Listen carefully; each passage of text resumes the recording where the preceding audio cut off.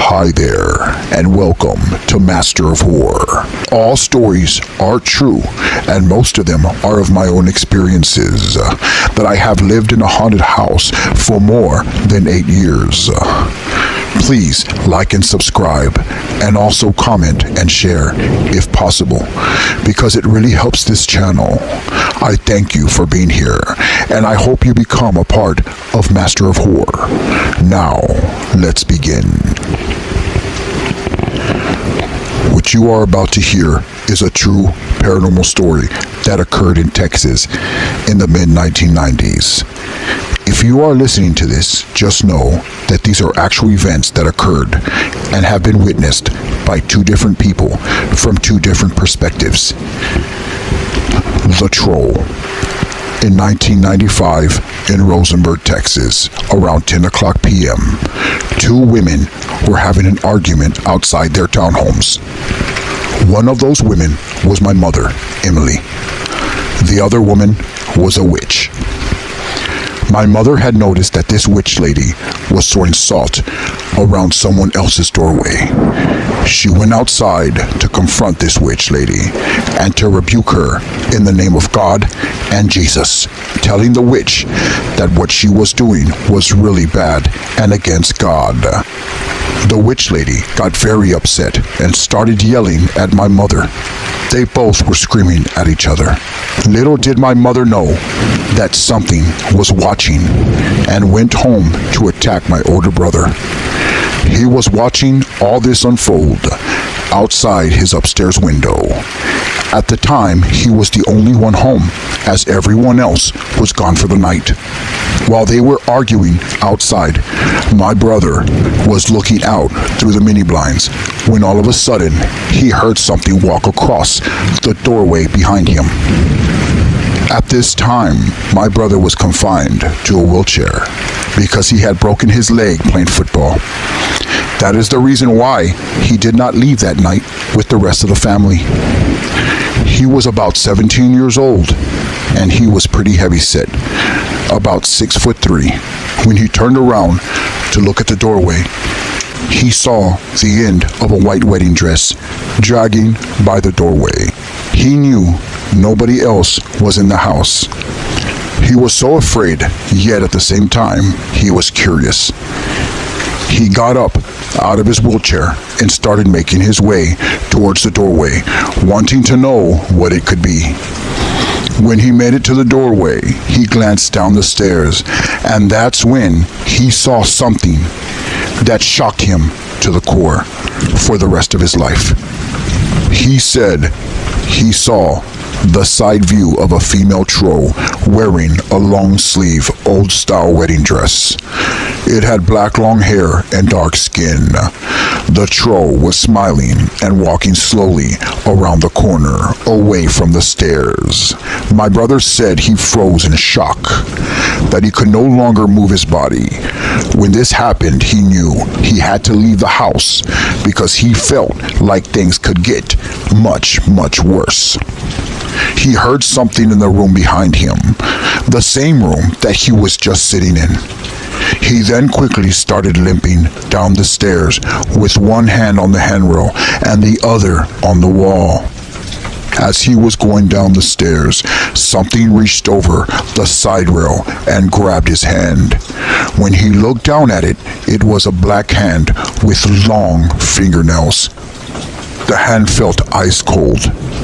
The arm that was connected to the hand had the long sleeve of a white wedding dress. He knew that this was the same troll that he saw walking at the base of the stairs. At that point, he screamed and he took off. When he made it to the bottom of the steps, he looked around quickly and he did not see the troll. That's when he then limped out of the front door with his cast on one leg. When he made it out of the front door, only a few feet, he saw my mother coming back from the argument that she had with the witch. My brother tried to explain to her everything that happened and everything that he saw while he was alone in the house. To this day, I will never forget the story he told us when we got back that night, and how he was crying when he said it. The way he said every detail still gives me creeps to this day. True paranormal story number 2, the treehouse. In 2005, in a rural area in Killeen, Texas, a kid and his brother went walking around the woods looking for a place to build a treehouse. After they found the perfect spot, they began to build a treehouse using makeshift ladders and whatnot. They were done with the treehouse and decided to go back home to get some snacks so they could spend the night in the treehouse. The treehouse they built was about 20 feet above the ground. By the time they made it back, it was about 1 o'clock in the morning, but their parents gave them permission as long as they would be back by 10 o'clock a.m. They brought sandwiches, candles, knives, flashlights, and also magazines to read while they were in the treehouse. Around 2 in the morning, as they were saying scary stories about skinwalkers and things of that nature, they heard something walking around in the grass on the ground. That's when they decided to peek out one of the holes that they had made to look out of the treehouse. What they saw walking around paralyzed them with fear. It was a black creature walking around looking up at their treehouse. They could not tell whether it had hair or the structure of it, but they can only see the outline of the creature. It was like a shadow that displayed horns on its head. They were trying their hardest not to make any noise. The younger brother said he wanted to go back home, but the older brother said to wait patiently, that this thing will eventually leave. Then they will get on their bikes and go back home. About 30 minutes later, they heard something messing around under their treehouse, scratching at the base of the tree.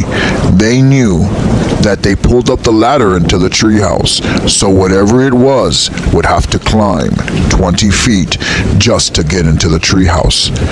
They heard walking around and stomping in the grass on the floor. When the older brother decided to open up the door on the bottom of the treehouse, just a crack, to see what was going on down there, is when he saw the creature staring right up at him.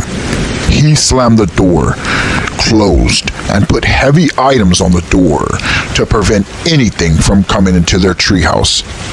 About 1 hour later, after not hearing anything, the two brothers were trying their hardest not to make a sound, when all of a sudden they heard more noise coming from behind them, but this time they could not see through the cracks of the boards.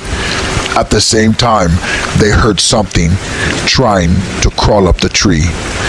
That's when they thought that they were going to die that night, and they grabbed their knives and held them tight while they were both about to fall asleep. It was around 4 o'clock in the morning when the latch under their treehouse, which is the passway to go in and out of the treehouse, started shaking as if something is trying to open it up. That's when they knew the creature or whatever was down there finally climbed the tree and made it up to the latch. That's when both brothers started crying and screaming. But just then, when they thought the worst was about to happen, they saw flashlights from the distance lighting up their treehouse. When they looked through the front crack, through the boards, they saw it was their parents. They were coming with another friend to get them. When the boys noticed that it was their parents, they hurried up, opened the latch, and came down the treehouse to tell them everything that they saw and heard. What made the parents come to get their kids was later on during the night, the father had called a friend and told the friend over the phone that his sons were going to spend the night out in the wooded area in Killeen. During that phone call, the father found out that the area that his sons were spending the night in was very dangerous and haunted. and he knew that this would have been a horrible mistake. So right away, he went to go retrieve his kids from that wooded area. Paranormal story number 3, the possessed girl at the assembly. In 1977, a female girl who was a child that was with her family was sitting in an assembly, listening to the speaker and happily holding her thick Bible. All of a sudden, out of nowhere, she started to make noises and growl, turning her head left to right as her eyes rolled backwards. She then started cursing and saying profanities as she began to levitate about 3 feet off the ground. After seeing this, the elders and security made their way over to the girl and tried to apprehend her, but with no avail. She grabbed her Bible that was 3 inches thick and ripped it in half with her bare hands. She then grabbed one of the elders and threw him over the seats in front of her. It took a total of 10 elders, grown men, to apprehend this female who was possessed. They transported her that day to a Kingdom Hall in Houston, Texas. They prayed day and night over her as she growled. The possessed girl would say the worst things a human can say. Her parents would cry and would ask if there's anything that the Kingdom Hall or the elders can do to help her daughter. They did not know what to do. The Kingdom Hall contacted the headquarters that was in Bethel at the time in New York and was able to get in touch with higher-ranking officials within the church.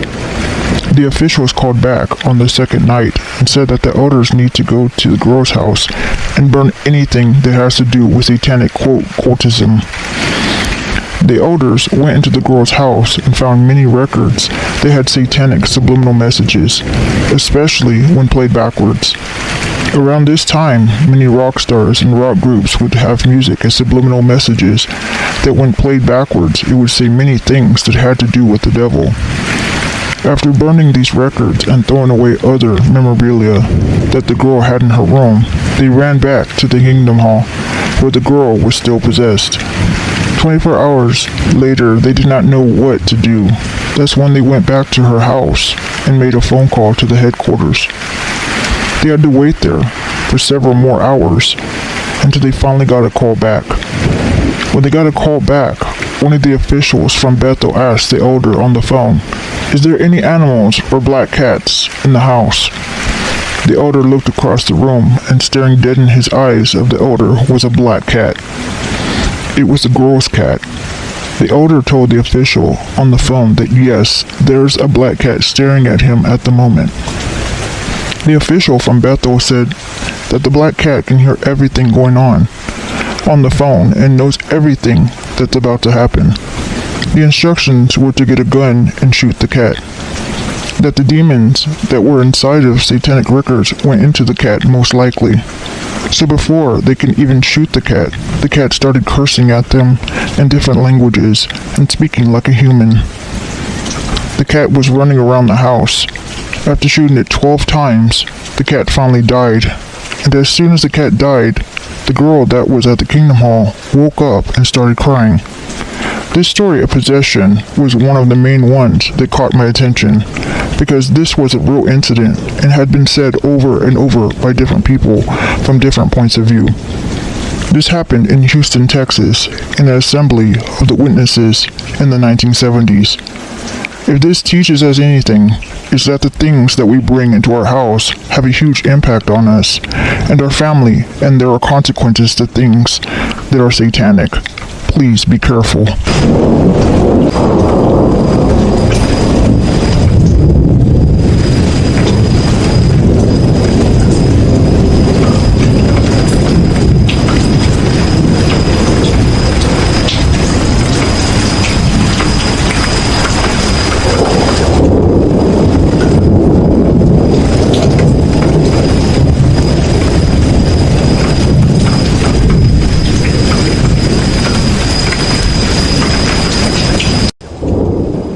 Hello there, and welcome to Master of Horror.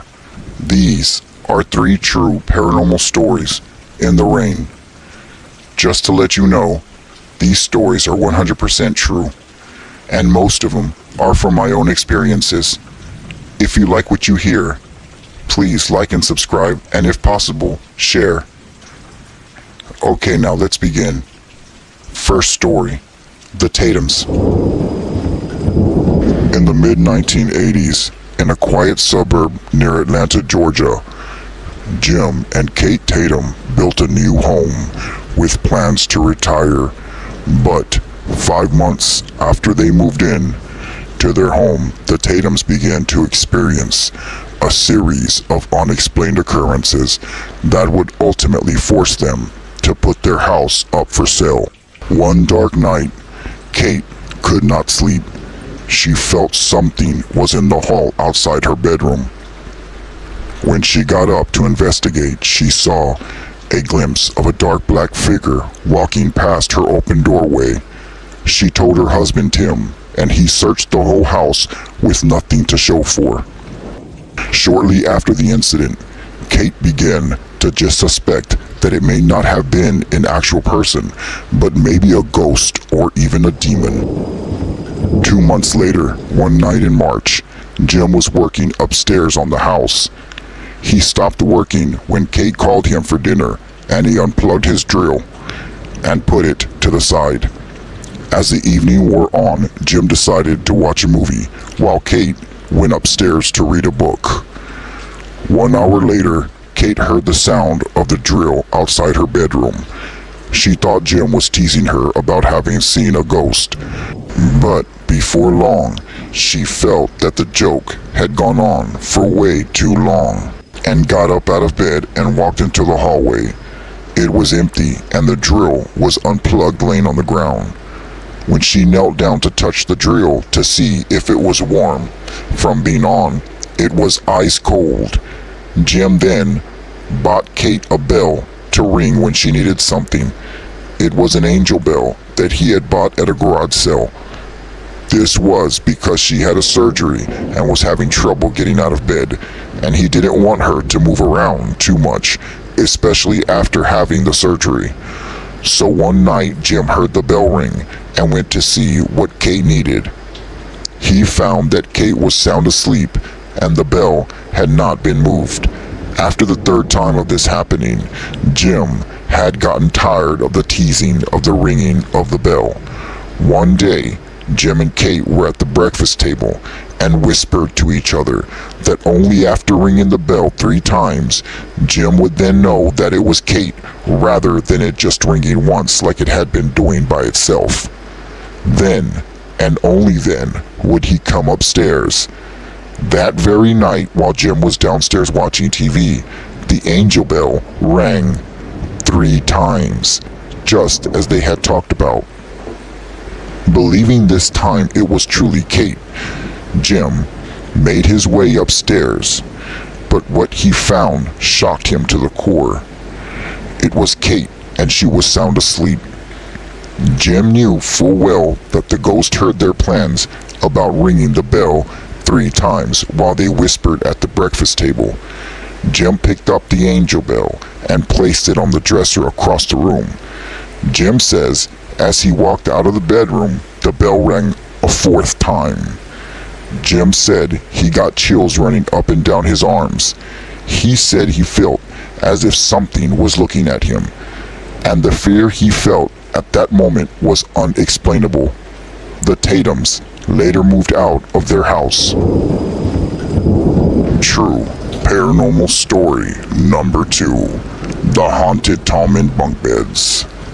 In Wisconsin, in early February of 1987, Alan and Debbie Tallman purchased bunk beds at a second-hand shop. They stored them in their basement. 3 months later, in May of 1987, they moved the bunk beds upstairs to their kids' room. This marked 9 months of paranormal and terrifying experiences for the family ever recorded. Strange occurrences began to happen nightly. The first night the bunk beds were upstairs, their oldest son went into his parents' room, claiming that his radio clock was playing music by itself and turning different stations on its own. Alan got upset, thinking that his oldest son was being immature, and took the radio away from him and warning him to behave. Another night, As their kids were asleep, they were awoken by something or someone crawling on the ground, portraying a dog and growling at them. Even though it was dark in their room, they could still see the outline of a dark shadow crawling in and out from underneath their bunk beds. Also, their daughter would complain that there was a fire in her room. When Alan and Debbie went to investigate, they found nothing. One quiet night, Alan and Debbie heard their daughter screaming. When they came to see what was wrong, she claimed there was a witch with red eyes behind her bedroom door. Later that week, Alan Tallman came home from working night shift around 2 in the morning. After pulling in the driveway and getting out of his car, he began to hear howling in the wind. The wind began to pick up and the howling got louder. He then heard a voice say, "Come here," from around the side of the house. He walked over to the side of the house and there was nothing there. When he came back around the corner to the front of the garage, to his shock and horror, the garage was on fire, with flames reaching past the rooftop. He quickly went into his house to retrieve a fire extinguisher, and when he came back outside, there was no fire, nor any indication of one.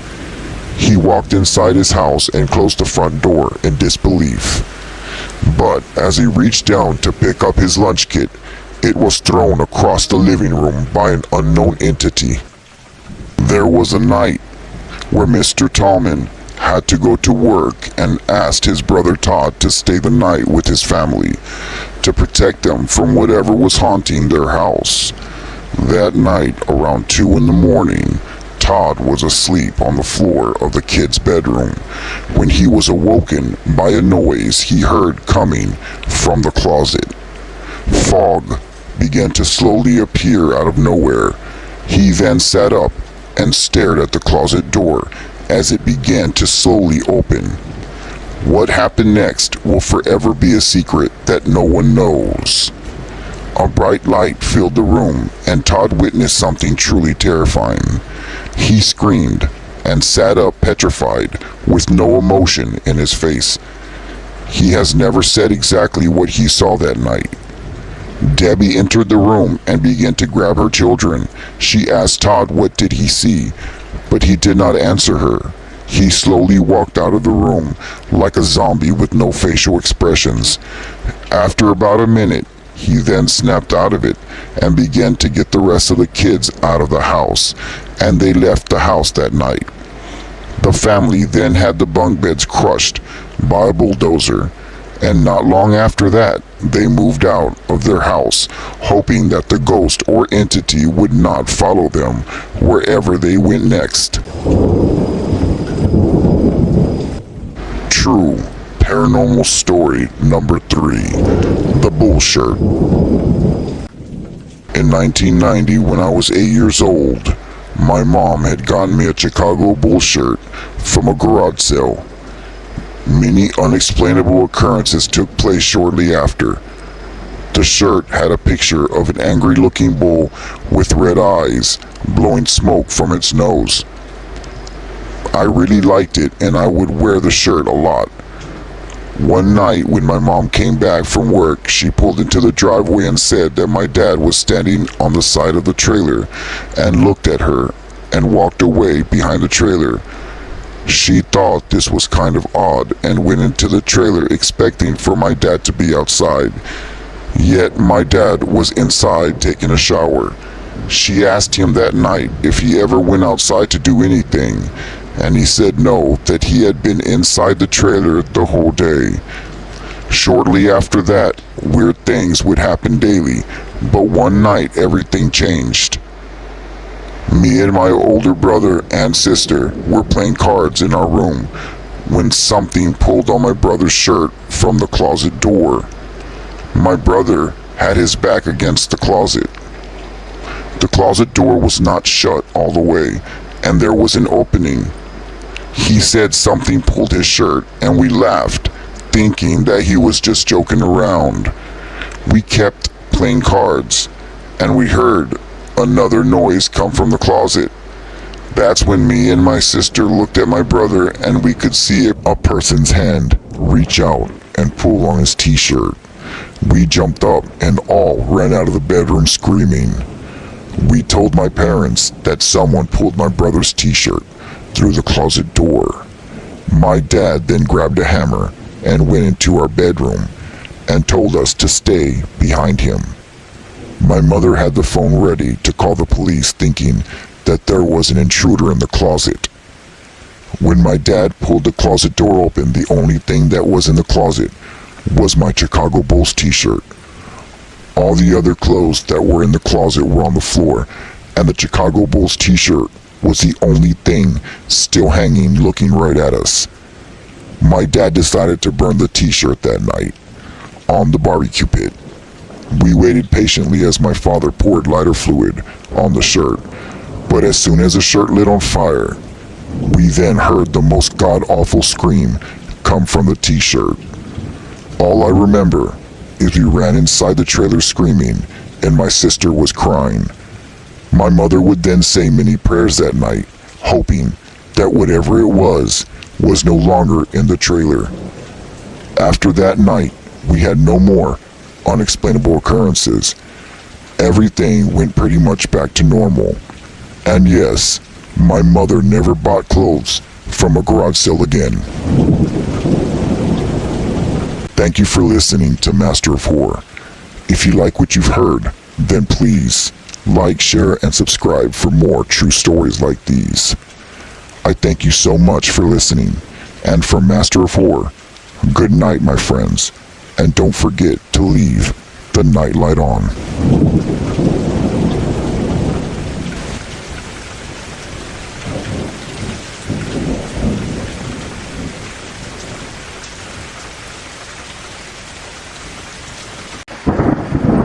Hello there, and welcome to Master of Horror. These are 3 true paranormal stories. I would like to let you know that these stories are 100% true and real. And most of these stories are of my own experiences. The others are true stories that I've gathered and I looked up the information on and found out that they are 100% true. I hope you enjoy these stories. If you do, please like and subscribe. It'll really help the channel out. Okay, now let's begin. First true paranormal story, the Mothman. In the 1960s, in West Virginia, Point Pleasant, many paranormal and unexpected sightings occurred. All of these sightings and experiences have been documented by the authorities, the newspapers, and organizations. In November of 1966, 2 couples went on a date to a World War II dump site in Point Pleasant. This is where it all started. They claimed, as they were there, a large winged black creature with red glowing eyes chased them out of there. They reported the incident to the police. This marked the beginning of the paranormal events ever documented. The black creature would chase people to the ground many times. Other people would suffer from bleeding eyes. Some people saw a giant mutated owl flying in the sky. People were beginning to see this Mothman in the sky flying over their houses and even in their backyard. A resident claims that there was a Mothman standing by a tree about 6 foot to 7 foot tall, staring right at her as she was in the kitchen washing dishes. She claims as she looked out the window and saw it, it had red glowing eyes. She said it then took off and flew into the sky. She swears on everything that it was not a bird or any other type of flying animal, and it was definitely not a human being. Around this time, when things were getting really bad, the Washington Post, which is a newspaper company, heard about all the sightings and things that were happening in West Virginia, Point Pleasant. John Klein is a reporter for the Washington Post and researcher. He was sent to Point Pleasant. He had lost his wife a couple of years earlier in a car accident. He went to Point Pleasant, and there he started his investigation. While there, he had reported on many stories, and what follows is actual documentation of his contact with the paranormal. He was in a motel room, distraught and was sitting on the bed.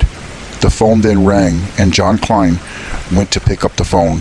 The voice on the other phone sounded electrical and cut up, but it said, "Hello, John Klein. "Who is this?" John replied. It said, My name is Indrid Cold. Before John could say anything else, it said, Your father was born and raised in Wisconsin. You lived in a greenhouse on Monroe Street, and you don't remember how your mother looked." At this point, John Klein knew that this was not a hoax, and he replied, "Okay, you have my attention." He then placed his watch in his shoe and placed his shoe under the bed. He asked the voice on the phone, "Where is my watch?" The voice on the phone said, Your watch is in your shoe, under the bed. John then got up and closed the curtains to his motel room and turned off the lights, hoping that no one was looking in. He then sat back down on the bed and picked up chapstick and put it in his hand. He picked up the phone and asked, "What is in my hand?" Slowly, the electrical voice said, Chapstick. At this point, John Klein became even more fearful of who he was speaking with. He got on the ground and pulled the book from the top of the nightstand and quickly asked the entity on the phone, "Read me line 3 on page 55. The entity said it word for word. John sat up for a second and asked the entity, "What do you look like?" The entity replied, Why, that all depends on who's looking. His next question was, "Can I please meet you?" The entity again quickly answered back and replied, You already have, John. You already have. The last question, and the most important question in the conversation that John asked was, "What happened to my wife?" The entity said, You saw what happened to her. You were there. You cannot find her by looking. You will see her in due time. The phone then flew off of John's ear through electrical static, and that was the end of the conversation with the entity. John Klein had an actual conversation with the Mothman. After the collapse of the bridge in West Virginia in 1967, the sightings and paranormal activity calmed down greatly to the point where there was very little paranormal activity that was documented. These actual events that occurred happened between November 1966 through December 1967. True paranormal story number 2, the Lechuza. Hi, my name is Diana. I live in Richmond, Texas, and when I was about 11 years old, it was 1969, and I remember my mom was cleaning up outside. It was really late. I would have to say around 12 o'clock midnight. While she was outside, she said she looked up because she heard a whistle and there was something in the tree, but she couldn't tell what it was. It was too dark. She hurried up and went inside and grabbed a flashlight. She told me to come outside with her to help her see what was in the tree. She said she thinks it could be an owl, but at the same time, when she heard the whistling, it gave her the creeps. We went outside and she flashed a light up towards the tree, and what we saw terrified us to death.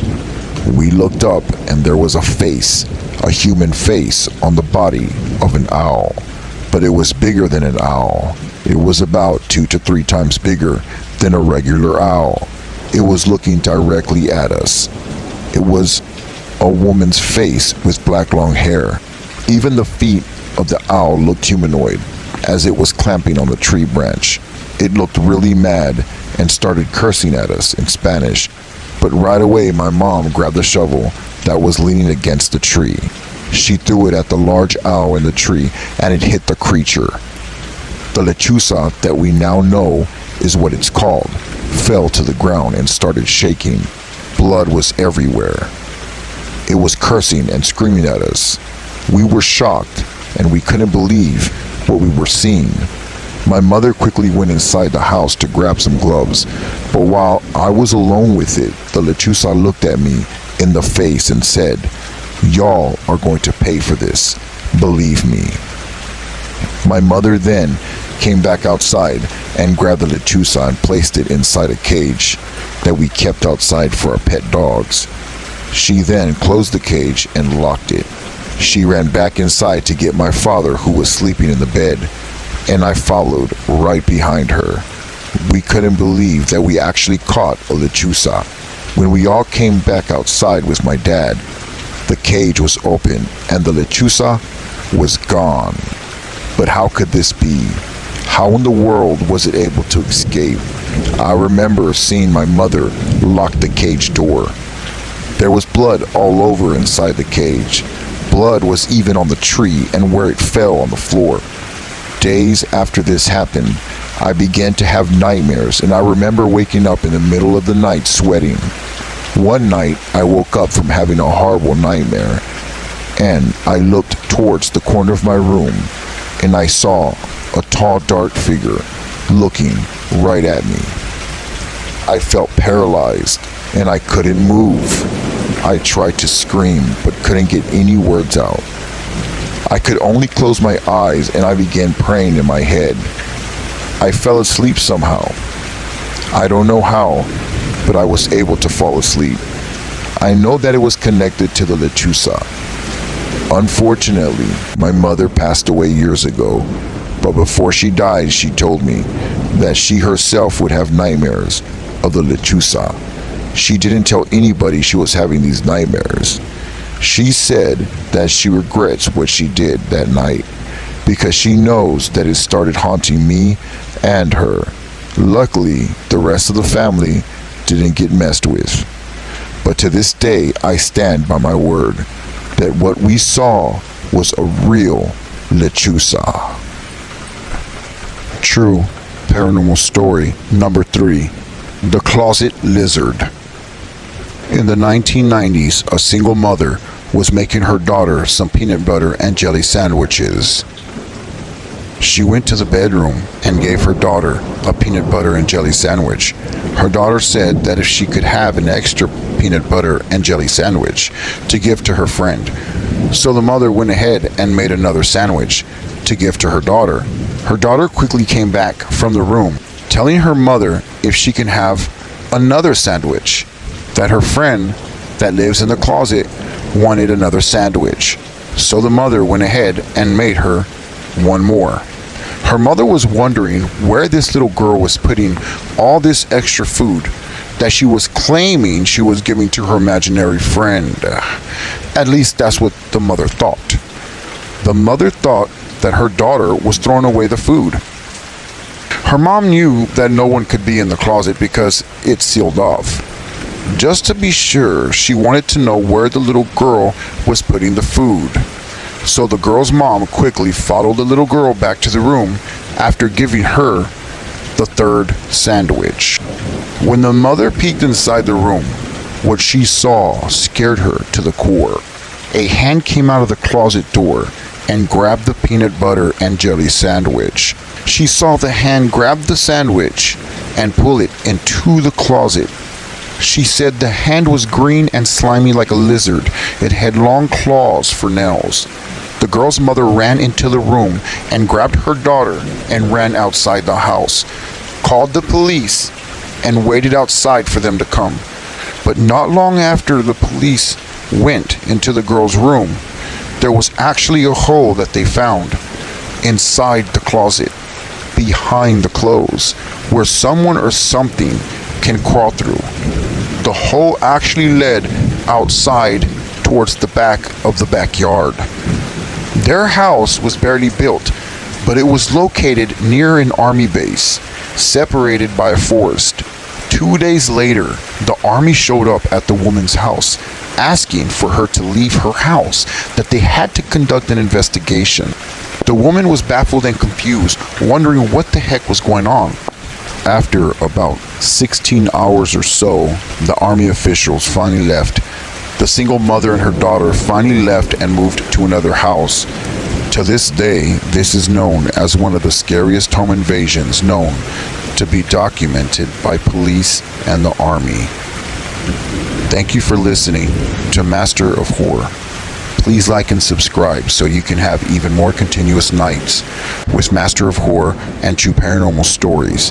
Again, I would like to point out that I have chosen only the most terrifying and scariest true paranormal stories that I come by. If you would like to submit your true paranormal story, and it might just be in the next Master of Horror series, you can submit your story at the email I have in my description. Thank you for listening, and goodbye. And always remember, don't forget to keep the nightlight on.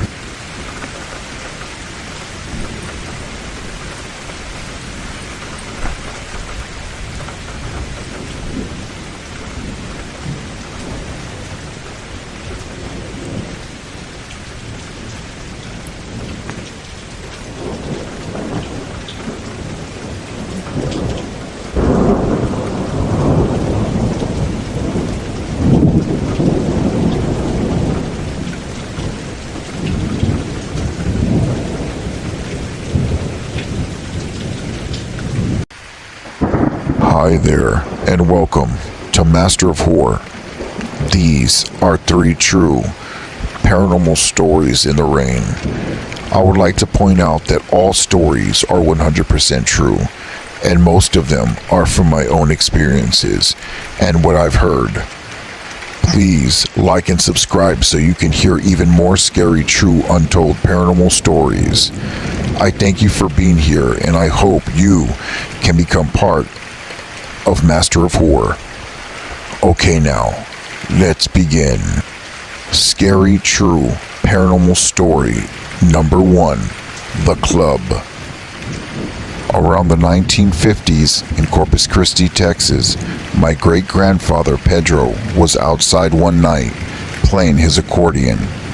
He was really good at playing the accordion, so much that it caught the attention of a passerby. It was a man walking around the block, and he noticed the talent that Pedro had.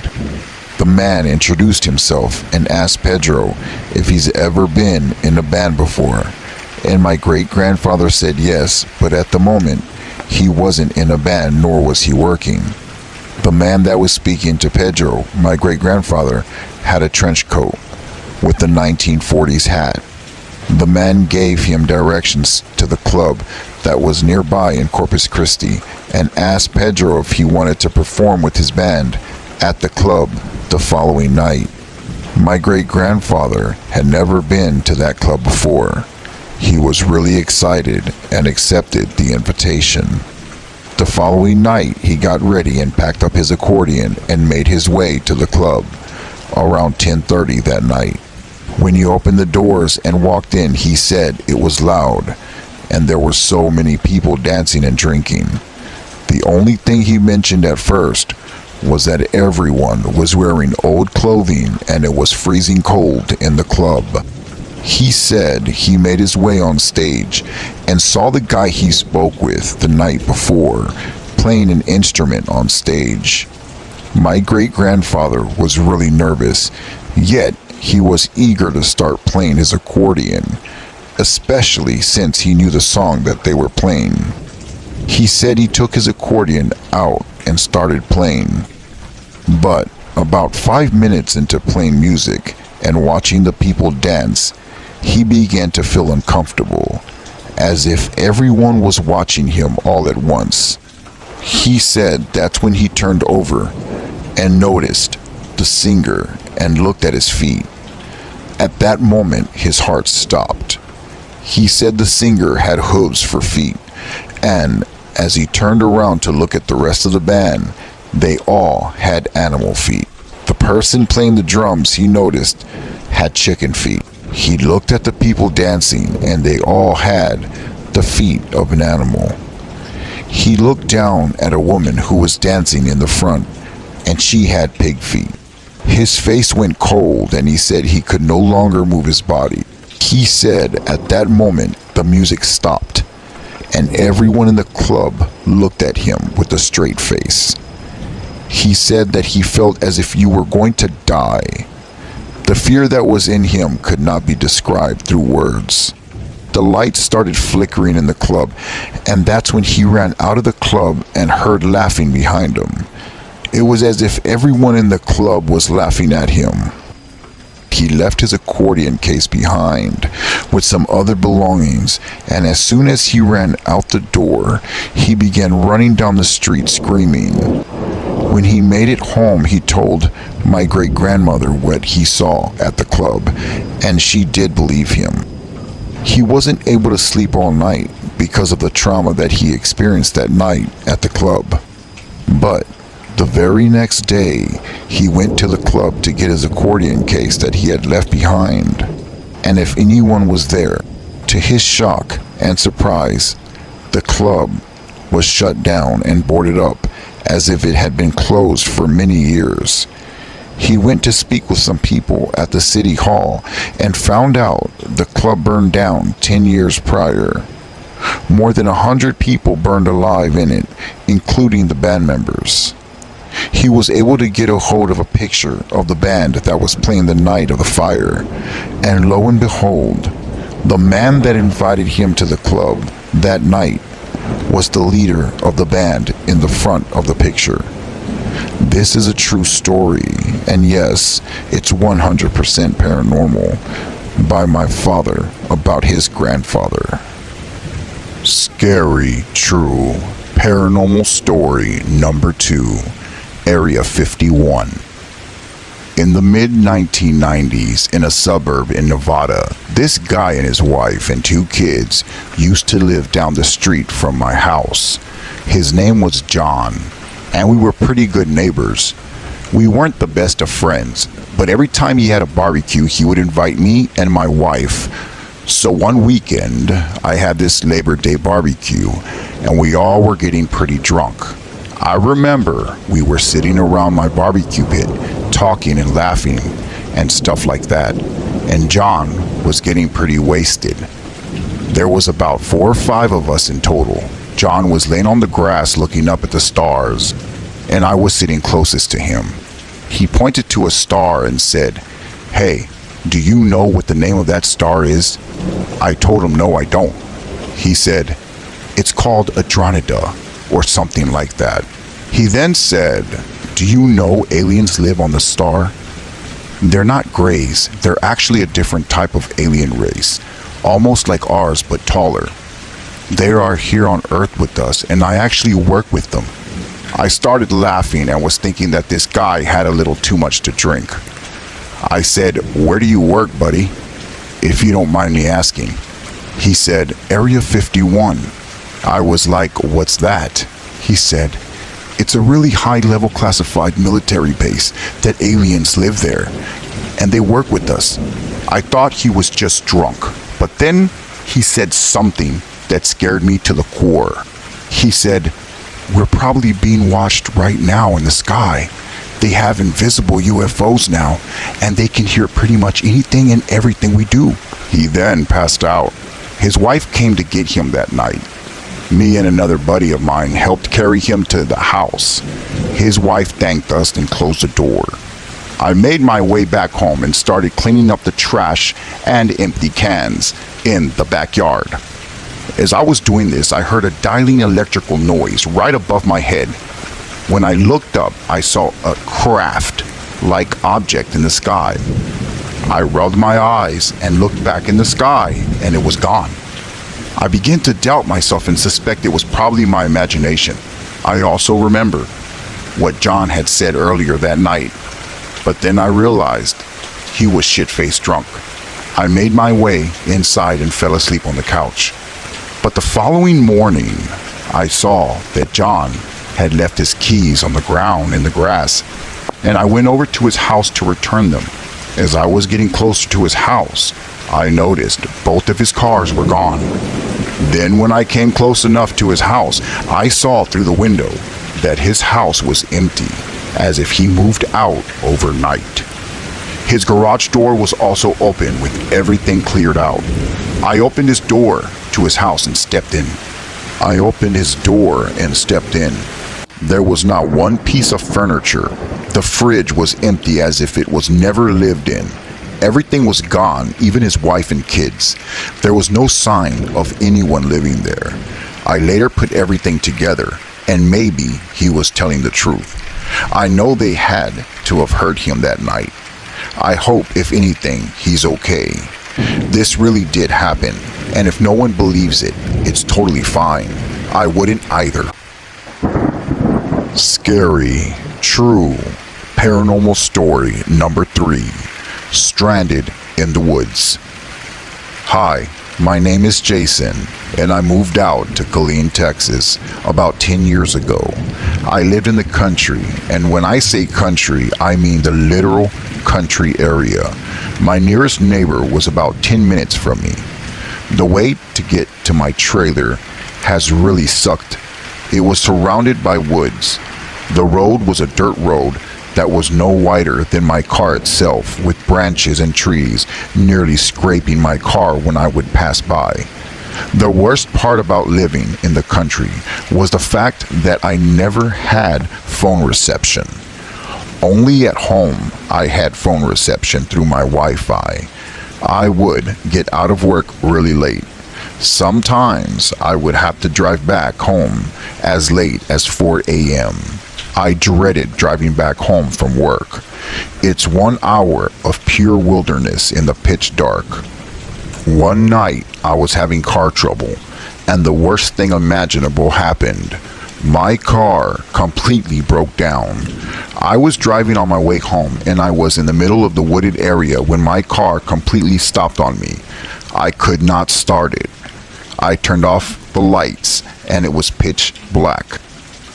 I couldn't even see my hands in front of my face. That's how dark it was.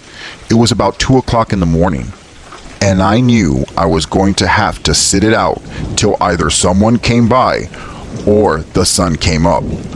But I made the decision to not leave my car under any circumstances.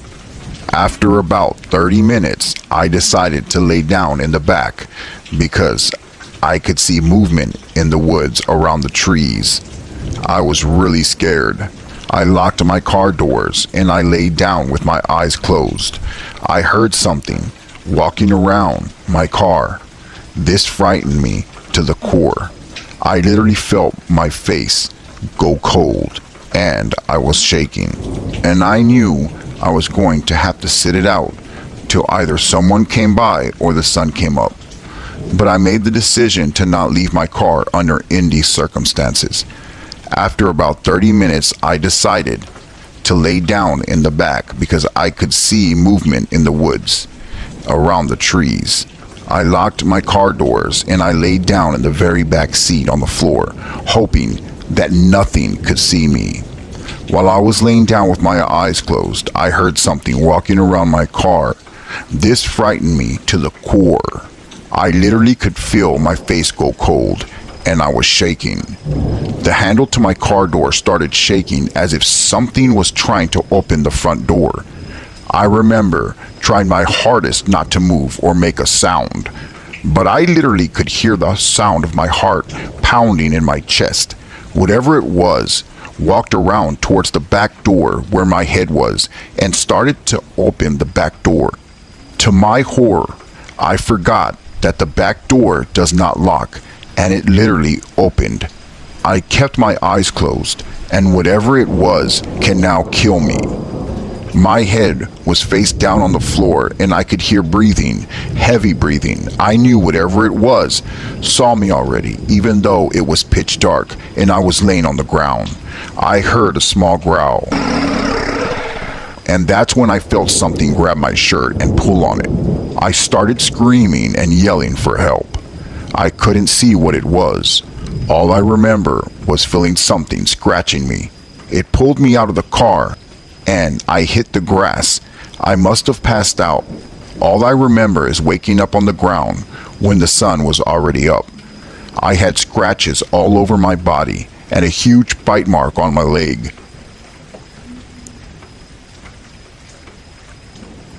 The bite mark was not from a human. It was actually from a dog-like creature. It had fangs that came out of its mouth that penetrated my skin deep enough to where I needed stitches. The one thing I remember the most about that night was the smell. It smelled like decay and rotten meat. 2 weeks later, after that incident, I moved out of that trailer and I now live in the city in an apartment complex surrounded by people and security. Please remember that if you are afraid of the woods or afraid of being alone, never ever move to the country. Thank you for listening to Master of Horror. If you like what you've heard, then please like, share, and subscribe for more true stories like these. I thank you so much for listening. And from Master of Horror, good night, my friends. And don't forget to leave the nightlight on.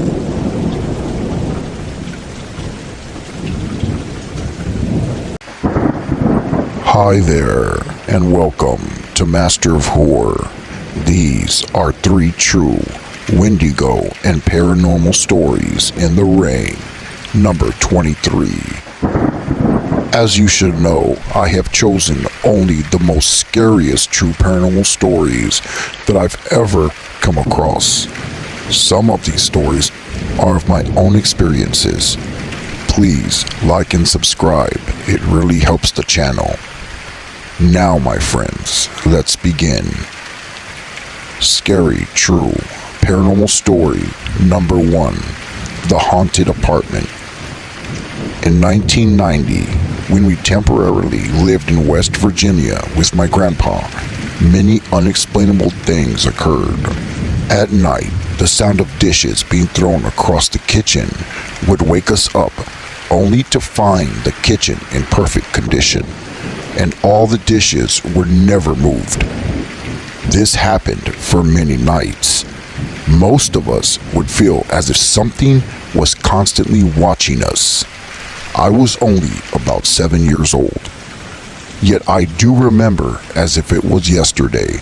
My grandpa would hear my mother call him from the kitchen area, but when my grandpa would walk over to the kitchen, it was empty. We would hear doors being slammed open and closed, and noises like keys being placed down on a table. My mother would see something black in the hallway, and it would then vanish. We would have nightmares constantly. It came to the point to where we decided to move back to Texas. My grandpa decided to stay in the apartment for another week. We eventually left. My grandpa stayed and invited one of his friends to stay with him. It was a working buddy of his. He claims that the same night that he was alone at the apartment with his buddy, they were drinking, sitting on the floor, having a great time. He was making fun of the hauntings that were occurring in the apartment, and they were just drinking. Just then, something picked him up and threw him against the wall. He bounced off and fell to the ground. His friend ran out of the apartment, and my grandfather followed right behind him. That same night, my grandpa decided to leave Virginia and drive back to Texas. He said while he was driving back to Texas, around 2 a.m, something was following him in the sky. It looked like a big black bird with red glowing eyes. It was swirling around the car in circles. The creature then swooped down and ran directly into his windshield. He said it had a man-like face. My grandpa slammed on the brakes, and the creature then pulled its head right back out of the windshield and flew off into the darkness. He pulled over at a gas station and had to have his windshield taped up. He was able to make it back home, and we all came out of the house when he pulled in the driveway. There was a huge dent on the hood of the car, and there was a hole in the middle of the windshield. This happened in 1991, and even though I was only 7 years old, I remember everything. Just to let people know the paranormal is real, whether you believe it or not. Scary, true, paranormal story number 2, Ghost Girl Folding a Blanket. When I was about 6 years old, we lived in a trailer in Rosenberg, Texas, and my mother would watch over me and my little sister while my dad went to work. One morning, My mom was making eggs in the kitchen, while me and my sister were in my mom's room. My sister was asleep on my mom's bed, while I was coloring in a coloring book. I was facing the wall standing up, and my sister was on the bed right behind me. I just remember feeling as if something was behind me, and I heard a small noise. So I turned around, and I was shocked to the core and caught by surprise.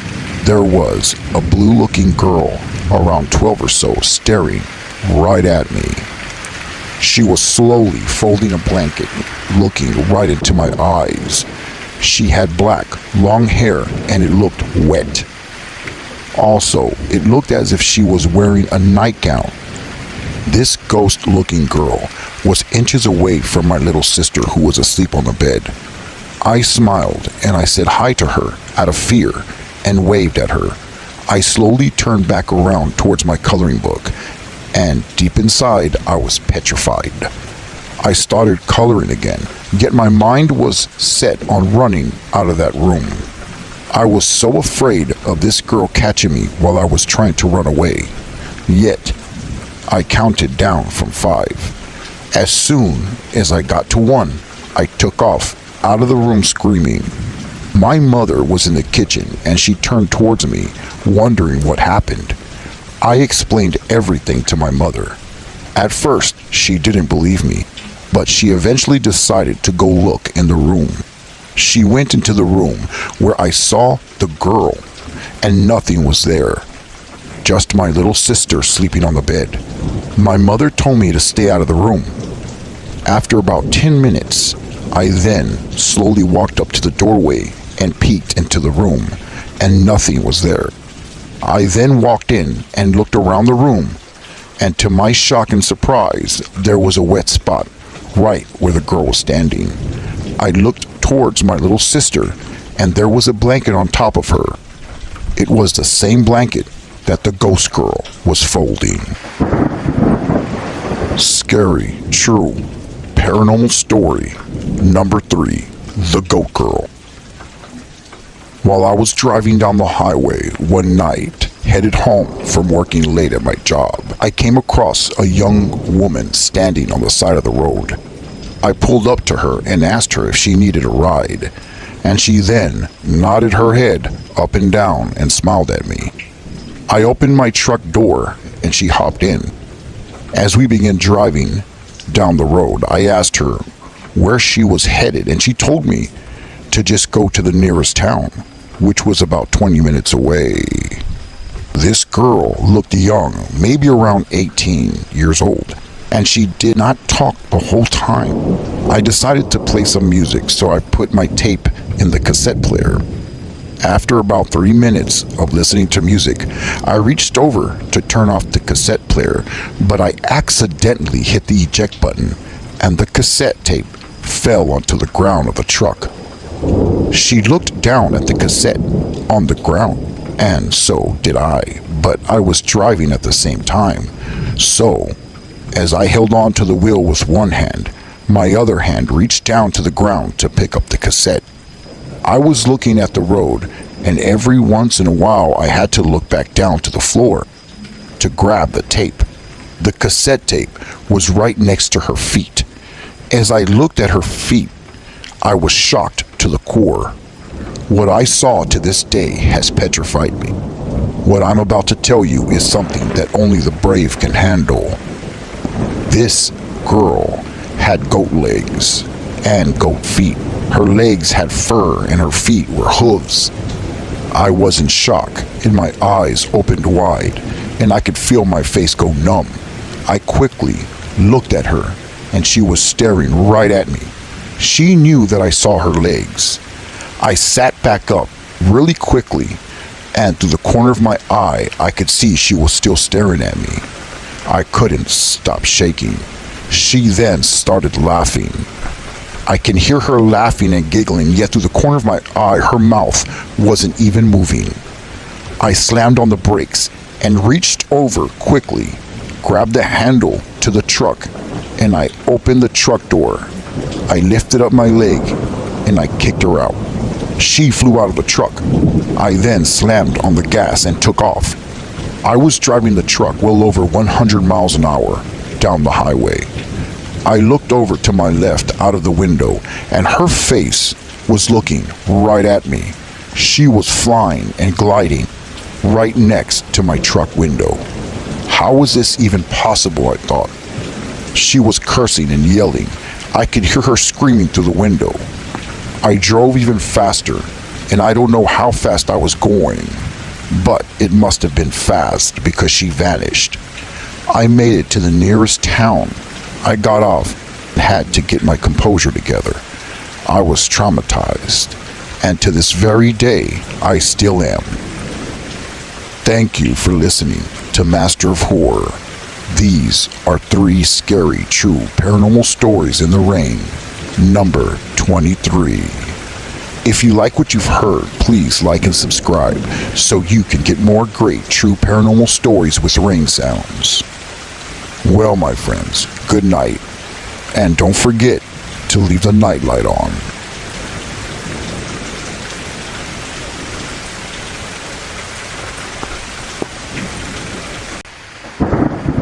Hi there, and welcome to Master of Horror, where I post the most scariest paranormal stories I've ever come across.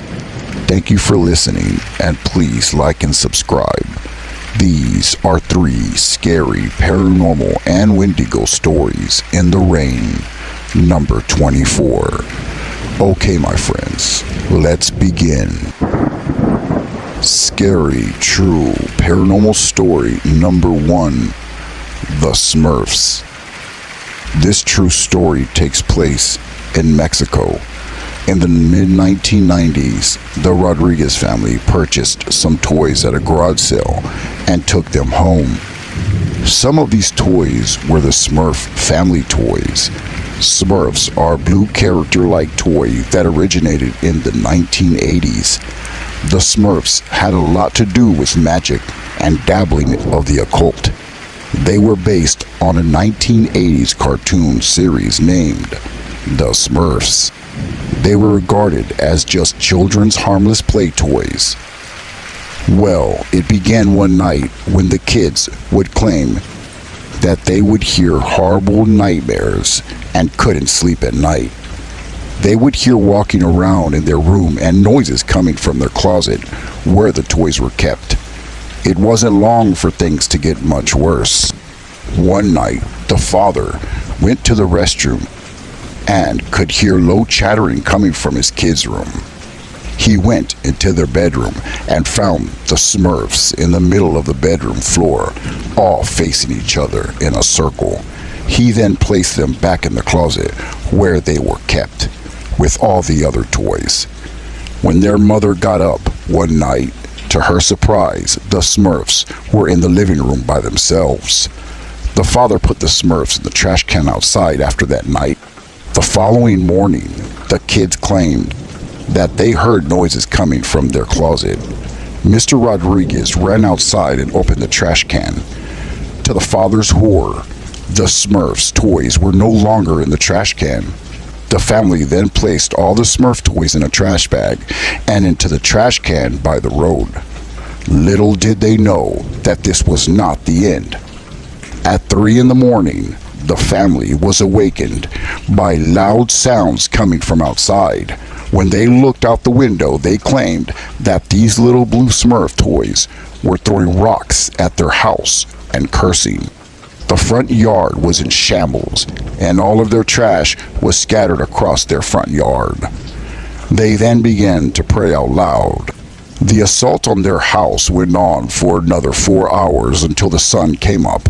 At that point, they no longer were anywhere to be found. Scary, true, paranormal story number 2, The Creature Outside Our Door. This is a true story and real experience that happened to me and my family. We are Navajo descent, and I was about 8 years old at the time. We were living with my grandma at her house in Arizona. My mom and dad left to the hospital due to an accident that happened to my mother's brother, my uncle. Me and my little brother were left with my grandma. After midnight, there was a knock on the front door, and I got up out of bed and ran to the living room thinking it was my parents coming back from the hospital. My grandma was sitting in her rocking chair knitting. She then told me to stop and get away from the front door. She asked out loud and yells, "Who is it at the door?" But there was no reply. Then we heard 3 loud knocks on the front door. My grandma yelled out, "Who is it?" again. But again, there was no reply. My grandma yelled, "Get out of here. You are not welcome here. Leave this house." The pounding then started on the door again, and my little brother then woke up from all the noise. Then the knocking stops and is replaced with stomping on the roof. Something was crawling on the roof. Then something heavy hits the porch right outside the window that is covered by a thin white cloth. What we can see through the thin white cloth is a dark figure rise up, but it did not have the form of a man. It looked like a large animal standing on 2 feet. It starts to push on the window, and I for sure thought it was going to break in. Me and my brother then started crying. My grandma then begins praying in Navajo.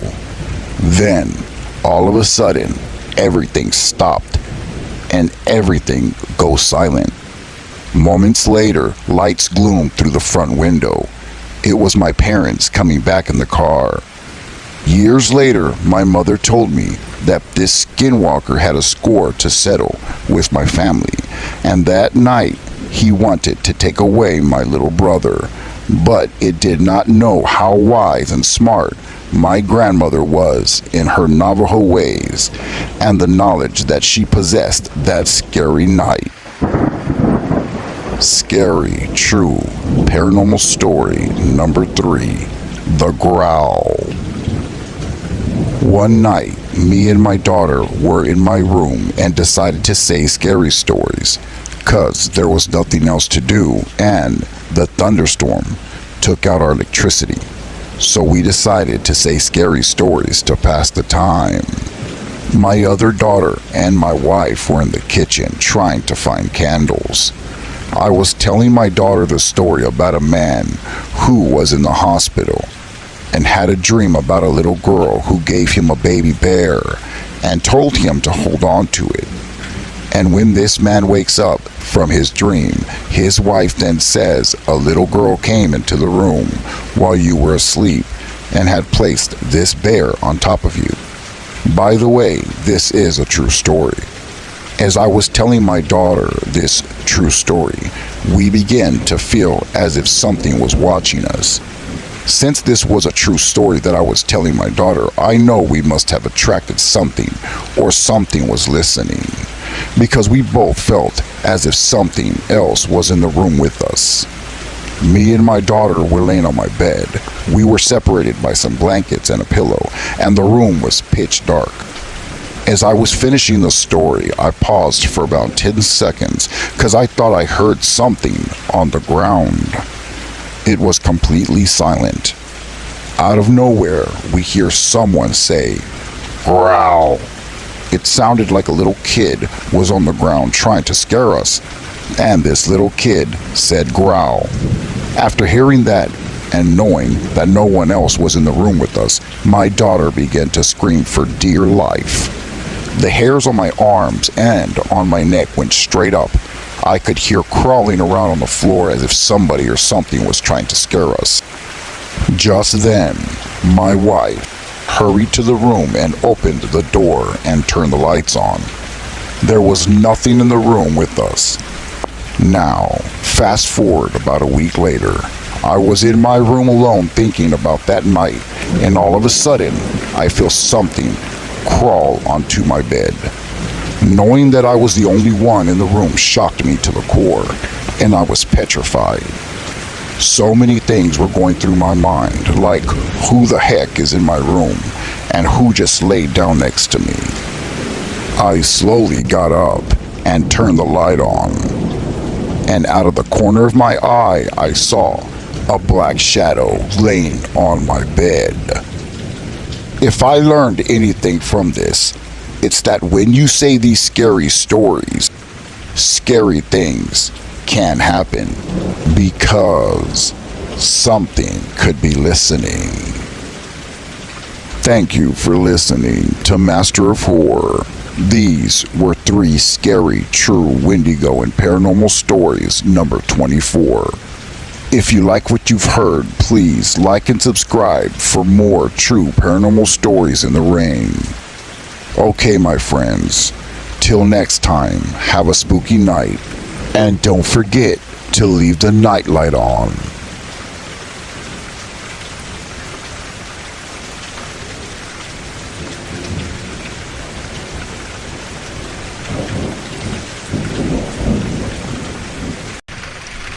Hi there, and welcome to Master of Horror.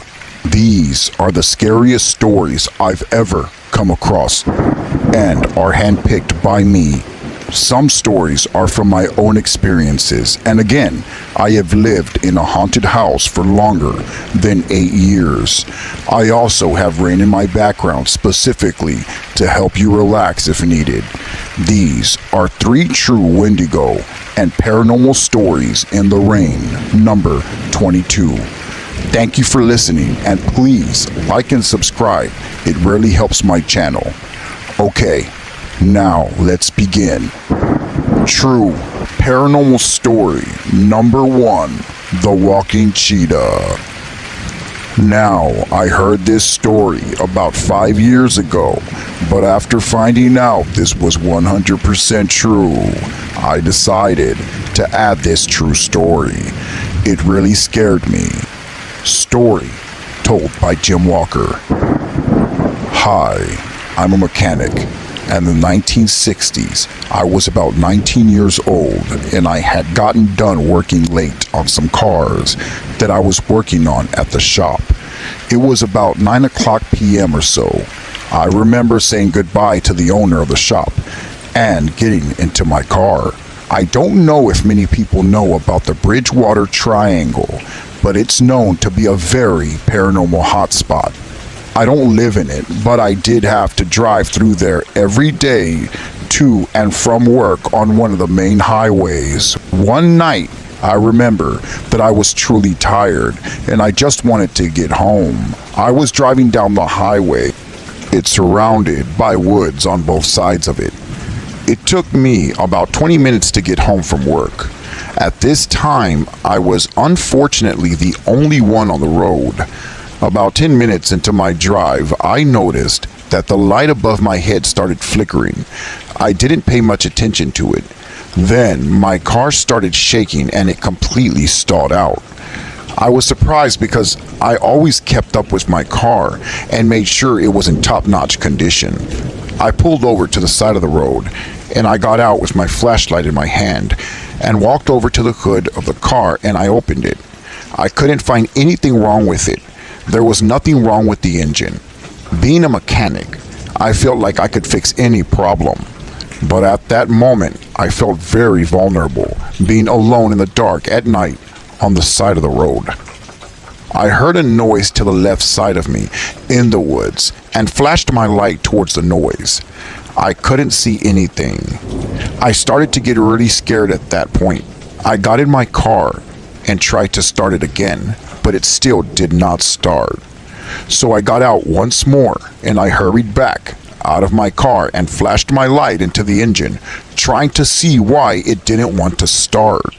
Just then, something knocked me down to the ground. I fell straight down flat on my back. My flashlight rolled away. I felt something on top of me putting pressure on my chest. I then started to feel punches on my face and scratches. Whatever was on me began cursing. I put my hands up against it to push it off, but I felt nothing but fur. There was an actual creature on me. It had a very strong musky smell. I was screaming for dear life, and I reached over with one of my arms, trying to push it off with my other arm. I then grabbed the flashlight and started hitting this creature that was on me. As I was hitting this creature, I saw with the help of the flashlight something that terrifies me to this day. Even thinking about it scares me to the core. It had the body of a cheetah, yet the face of a man with fur. The creature had red glowing eyes. It had claws that were covered in blood, my blood. I hit the creature again harder with the end of the flashlight, but it didn't faze the creature. This creature kept punching me like a human would. I couldn't comprehend what was going on at all. But just then, at that moment, when I felt like I was going to die, I saw headlights coming down from the highway. The headlights shined directly on me and the cheetah that was on top of me. The creature then stopped assaulting me and looked at the headlights that were coming down the road and ran directly back into the woods where it came from. I stayed on the ground, bloody and traumatized, trying to catch my breath. I turned to the right and I stared at the car that was now parked right in front of me. A man came out of the car and walked up to me. He asked me if I was okay, and I asked him, did he see what it was that was on me? The man answered back and said, yes, I saw what was on you. It looked like a giant cat, but when it ran into the woods, it ran on its hind legs like a human would. I was petrified when he said that, because I knew what attacked me was not a human. I told the man that this thing was cursing and talking. The man gave me a ride to the police station and I filed a police report that exact night. They searched the area but nothing was found. I am now 68 years old. I will never second guess my story. It really did happen to me. Scary, true, paranormal story number 2. The Imaginary Kid. When I was about 11 years old, my dad was in the military, so we moved around a lot. We would move from place to place. I hardly ever had the chance to make friends. We moved into a nice neighborhood. I would ride my bike around the block looking for something to do or just to pass the time. One day, I was riding my bike and there was this kid standing on the sidewalk. Something drew me to him. He looked like a nice kid. I pulled up to him and smiled, and he introduced himself. He said his name was Jack, and we made friends pretty quick. He pointed to the house directly behind him and told me that's where he lived. It was a 2-story old house and it looked pretty big, but it had a scary look to it. It kind of looked like a Victorian house. One of the windows was boarded up. My house was in a cul-de-sac area down the road from the kid's house. I was starting to go to this kid's house every day, and he would never let me in his house. We would play outside every day, and after about a week, I noticed that he would never bring toys outside. We would just play with my toys. We would always act like cops and robbers or cowboys and Indians. There were so many times I brought my toys over and he'd be excited about it, but he never really picked them up. I decided to just not really think about it because we were always having so much fun. One day I was extremely thirsty and I asked him if he can get me a glass of water or something to drink, but he said he can't go inside his house because his parents didn't want him coming in at that time. I got really upset and asked him, can I ask his parents if I can get some water, because I was extremely thirsty. We had been playing for a couple of hours, but again, he didn't let me ask his parents. He said, no, I can't, I just can't. We started to argue, so I got extremely upset. I got on my bike and I just took off. I left him there all alone. I was really upset because all I wanted was something to drink, like some water. I remember just riding my bike back home. I didn't play with him for a couple of weeks, but a day came that I got really bored, and I got on my bike and I went down the street and I saw him outside in front of his house. He started smiling and he waved at me to come towards him, so I got close to him and I parked my bike and I apologized to him. I said, "I'm really sorry for leaving you like that and getting very upset at you." He told me that it was okay, that he found something that he's been wanting to show me. I was pretty surprised, so I followed him to his backyard. There on the ground, buried halfway, was an old-looking axe.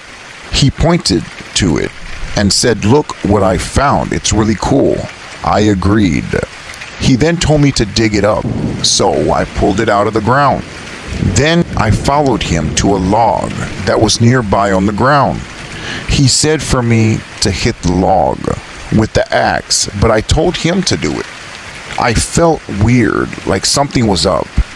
He said, "No, you do it." I told him to hit the log. I said, "Why me? Why can't you do it?" He said, "I just can't grab the axe." So after a while, he convinced me to do it, and it sounded like he was getting upset anyways. So I said fine, and I went ahead and raised the axe in the air, and I counted to 3, 2, 1, and I hit the log that was on the ground as hard as I could. But just then, a piece of wood from the log went in the air and directly into my eye, my right eye. I screamed and dropped the axe and ran to my bike. I got on my bike and I started riding away from his house. He started laughing really loud. I finally knew that it was a setup. He was getting me back for arguing with him. The scariest thing was, as I was riding my bike all the way home, I could hear him laughing right behind me, just inches away from my ear. I turned back, but he wasn't there, but I could still hear him laughing. When I went into the front door of my house, blood was pouring down my right eye, and my mother freaked out. She then rushed me to the hospital. After 3 surgeries, I am still blind from my right eye. I began to realize as the days went by that it all added up. That kid was a ghost. I finally realized I was playing all that time with the ghost. Now that I look back on it, he wore the same clothes every day, and he never wanted to grab anything by hand. I never saw his parents, and there was never any cars outside his house. I was playing with a dead kid.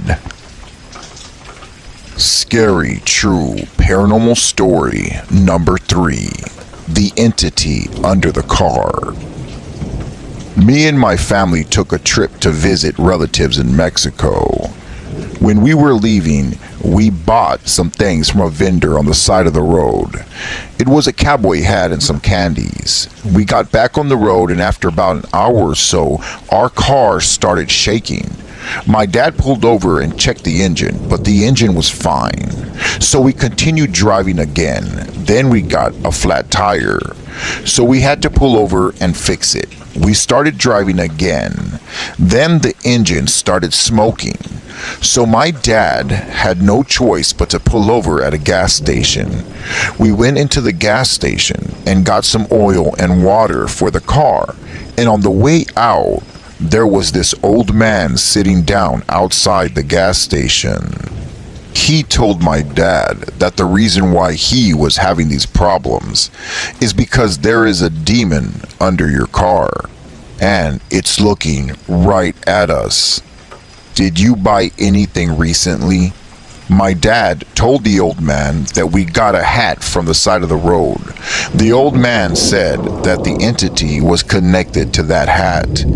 We threw away the hat, and as soon as we got back into the car, it drove normal all the way back home. Please be careful of what you buy and who you buy it from. Thank you for listening to Master of Horror.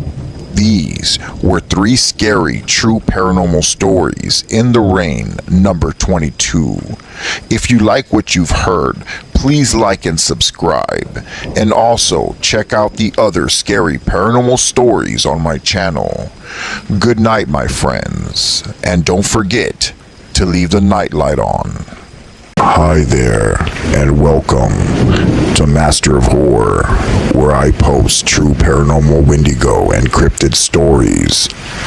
The stories I post are the most terrifying and true stories from the internet and even of my own experiences. I have rain and thunder in my background so as to help you relax and sleep. Okay, now let's begin. True paranormal story number 1, The Horseman. In 1935, my grandmother was living in Corpus Christi, Texas, in the country area. My grandmother was about 13 years old, and she lived in a small cabin with her family. She lived in the living room area with her brothers and sisters. It was only a 1-bedroom home. Her mother and father were the only ones that had the bedroom. They had cows and chickens outside. She said they had 2 dogs outside. She claims that in the middle of the night, they would hear noises outside their house. One night, the cows were running around their cabin, and the dogs were barking vigorously. Everyone was asleep, and my grandmother was the only one awake at the time. She said she got up and walked over to the door and opened it. What she saw chilled her to the core. There was a black figure chasing the cows. The dogs were barking at the black figure. She said it turned to look at her, and she couldn't move. It started walking towards her slowly, and she was not able to close the door. Just then, her dad pulled her inside and closed the front door shut. The next morning, there was a dead cow laying on the ground outside, and most of their chickens were dead. They were scattered around the cabin. Her father said that the cow died of a heart attack. She was traumatized since that night. My grandmother said that they would see red glowing eyes when they would look outside the window at night. No one cares to go outside at night for fear that what was out there would surely get them. My grandmother was also afraid to go to the outhouse to use the restroom at night. The outhouse is an outdoor restroom that's not connected to the house. People would have these if they lived in the country area a long time ago. Most of the time, they would hold their restroom till the morning, not wanting to go at night in the dark. She said that there was a night she really needed to use the restroom really bad. She asked her sisters if they would go with her, but they wouldn't wake up. That's when she mustered up the courage and actually went outside to the outhouse. It was around 2 a.m. She opened the back door and had a candlelight with her to see. It was pitch dark. She walked over and opened the door to the outhouse restroom. She went inside, closed the door, and began to use the restroom. But as she was sitting down, she then saw someone or something standing outside the restroom door. She was able to see through the cracks of the wood. Her heart started pounding, and she knew it couldn't be her family. She called out her parents' names, but no one answered. She began crying silently. She said a prayer to herself with the candle in her hand. She then said that the door handle began to move, as if it was trying to be opened. She then remembered that she forgot to lock the door. The door then began to slowly open all the way. She said it was silent, and she kept her eyes closed. She knew she was being stared at by whatever was standing there, by the open door. She then opened her eyes, and her whole body went cold and numb. It was a black figure standing right in front of her. It had red eyes. She screamed really loud and threw the candle at the figure. It then disappeared. Her father ran outside and rescued her. They brought her inside, where she was shaking and terrified. She told them everything that happened. They then made a rule that no one can go outside past 6. Another night, it began to rain really bad, and she asked her sister to go outside with her to bring the dogs inside. They went outside and began calling the dogs. Her sister then saw something and screamed and ran inside the home. My grandmother was left outside alone. She claims that she was really scared, but was also confused. She didn't know why her younger sister screamed and ran away. Her sister was about 2 years younger than her. She then said she looked up at their roof and something was standing on top of it. It then kneeled down and stared right at her. She said she could see with the moonlight. It was not human. She ran inside quickly and slammed the door shut and locked it. They could hear footsteps walking back and forth from one end to the other on the cabin roof. It sounded like hooves, not shoes or human feet. They were petrified. Whatever was walking around on the roof, she claims, flew away because she could hear wings flapping in the air. Even though electricity was invented around this time, they didn't have electricity in their home yet. They used candles and other means for light, but nothing prepared her or her brothers and sisters for what was about to happen the following night. She said the following night they heard a horse galloping around their house. They were too scared to look out one of the windows. They told their parents what was happening, but her parents just told them to go back to sleep. Later on that night, a couple of hours later, she said, the worst thing happened to her and her siblings that could ever happen.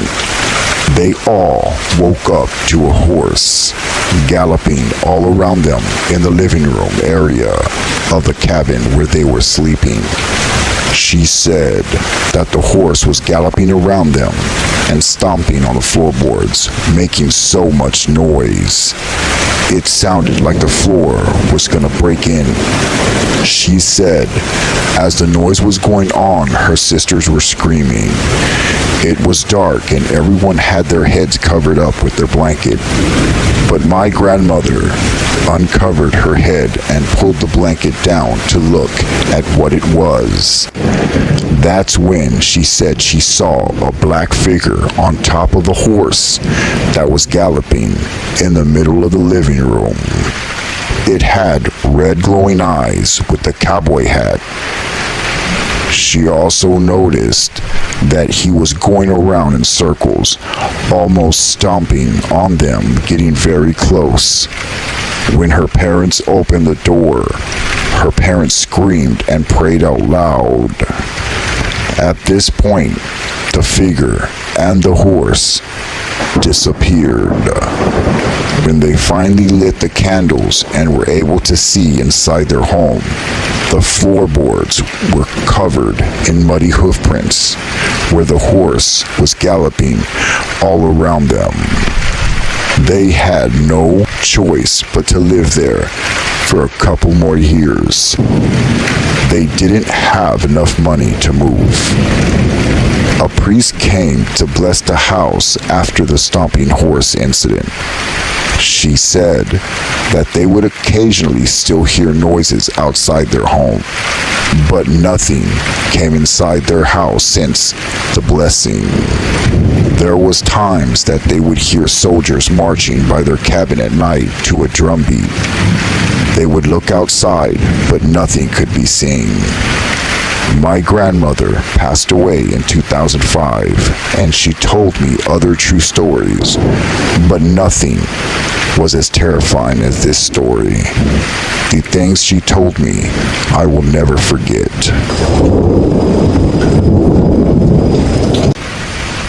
Paranormal story number 2, The Neighbor.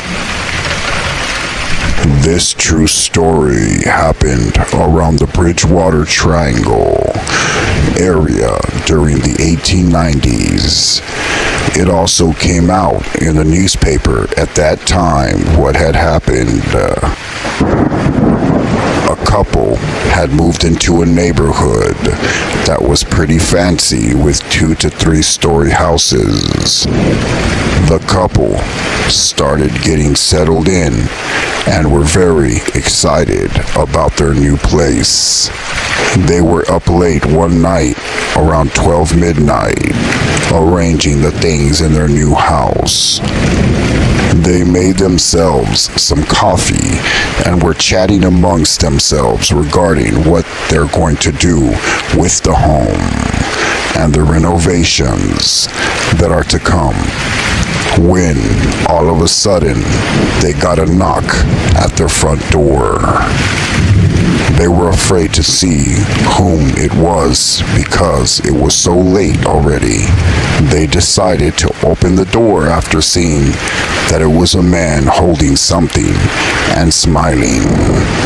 It was a man claiming to be a neighbor that lived there down the street, and he brought over some wine and some cards. He claims that he'd been living there for a while, and he noticed that they were new to the neighborhood, and he was merely welcoming them. He was wearing a black trench coat with black slacks and a top hat. He also had a cane that he was carrying around with black gloves. His trench coat was pretty long and went down to his feet. He was extremely nice, and he even had a charismatic smile on his face. Even though the couple noticed that it was really late, they invited him inside their house and began to talk, and they had a lot in common. The man introduced himself as Derek. He told them if they would like to play a game of cards and have some wine that he brought, that he was sorry it was late, but this was the only time he was able to come over and introduce himself.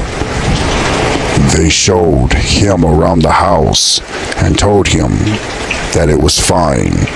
They would love to spend some time and play card games with him, that they weren't planning to sleep anytime soon.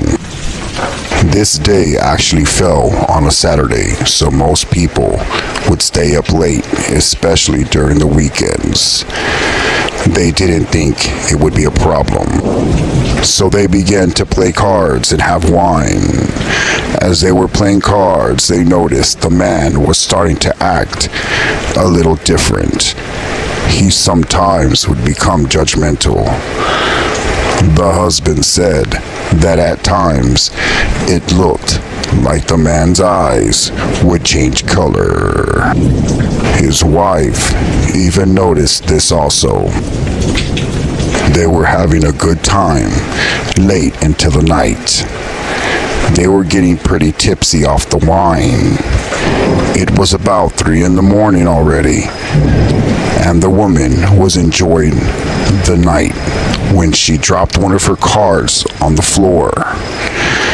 As she reached to pick up one of the cards, underneath the table she noticed that the guest had no shoes and had hooves for feet. He also had goat-like hairy legs. At seeing this, she screamed really loud. When she lifted her head back, her husband didn't know why she was screaming and asked her what happened.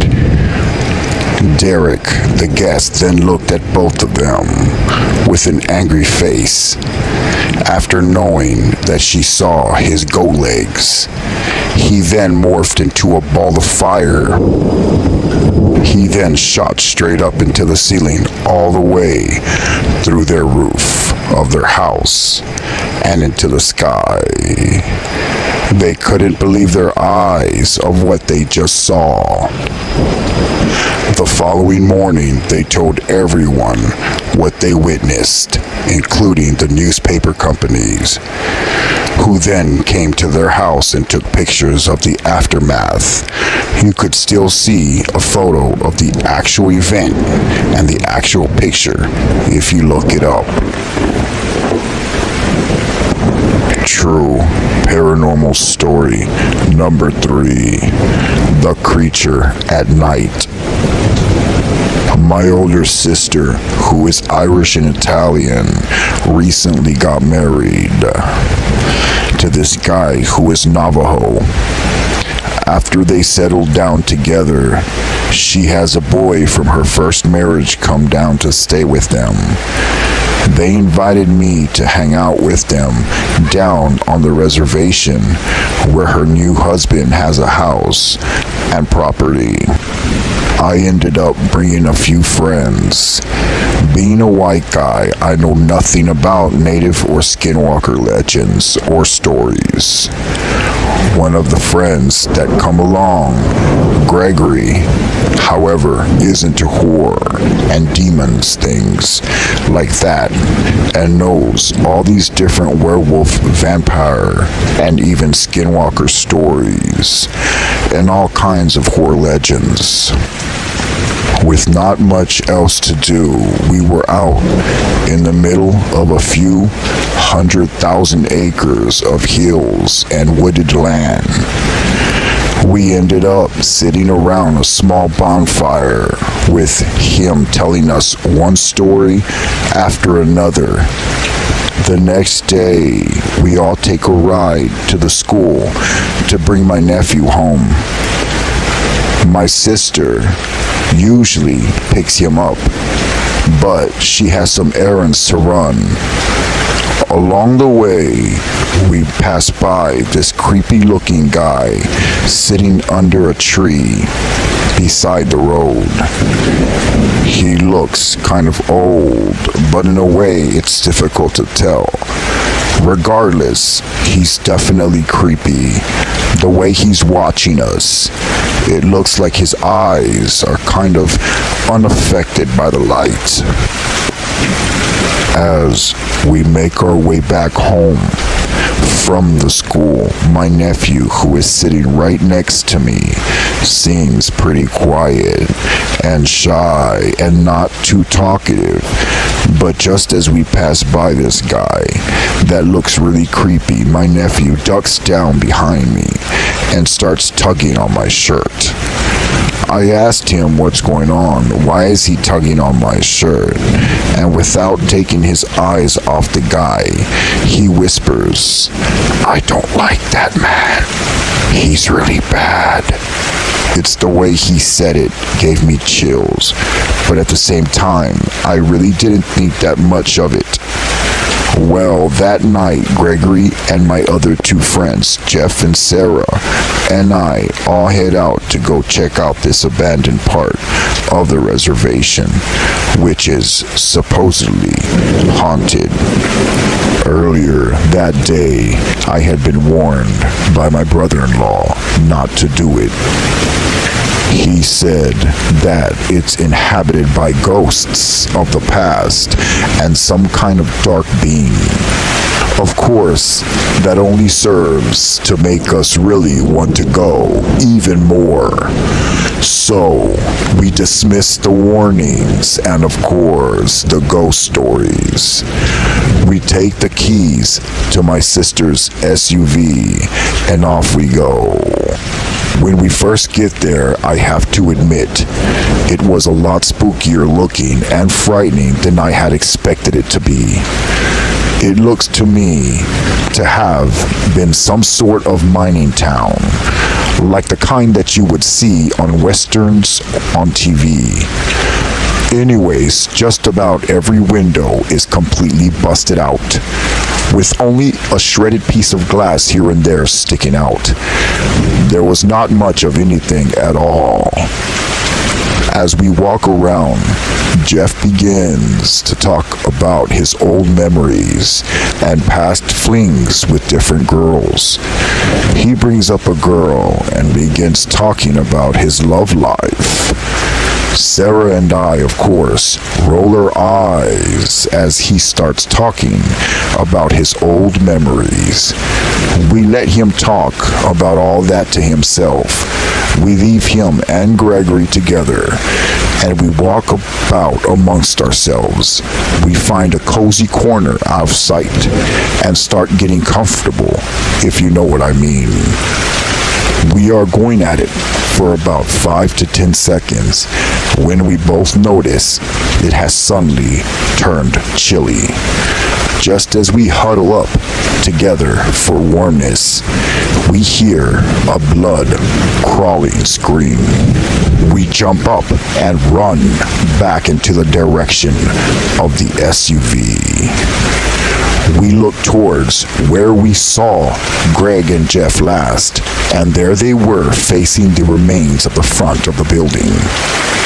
Their eyes staring straight ahead, and obvious to the fact that we are there. Sarah and I both look to where they are staring at, and we see this creature that is like a wolf, yet not being a wolf completely. I'm still not sure to this day if it was real or not. Either way, I for one am petrified as I have never been in my entire life. Its body is fully covered in hair, and it has these long rag-like fingers which end in curled nails that were definitely claw-like. Its head is the worst thing I've ever seen, with its eyes being just these two chunks of dark coal, flat circles. Its mouth is full of small daggers. I'm not sure how long we stand there frozen. Finally, it takes a step forward, as if we were released from some spell. We bolted to the truck. Jeff and I jumped into the front seat. He to the driver's side, I to the passenger side, while Gregory and Sarah go for the back seats. Jeff doesn't have his license, but at this point, no one's arguing. The keys are in the ignition, and he starts the SUV. He floors the gas, and we speed off gravel, and sand start flying everywhere. I look out the window on my side, and all around I see nothing through the cloud of dust and the darkening twilight. When I turn to look back at Gregory, the only thing he could think to say is, "You got some lipstick on your chin." Just down the road, about 5 minutes of driving, Jeff slows the truck And by this time, we are all laughing and making fun of each other for running away from shadows. We are making fun of each other the way we looked, bolting out of there. Just then, a look of fright comes over Sarah's face, and without saying a word, she points a trembling finger out towards the trees along the side of the road.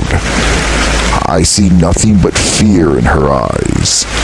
I slowly look towards the direction she's pointing, and in the trees is where we see this shadow-like figure running.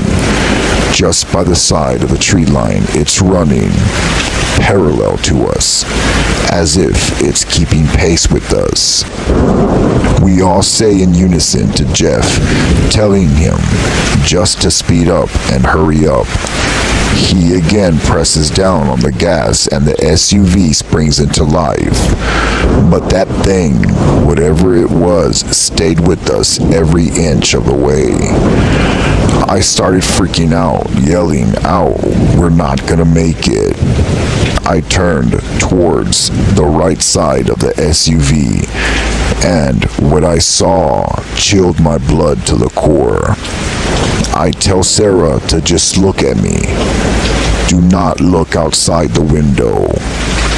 The creature was an arm's length to the SUV window, right next to Sarah.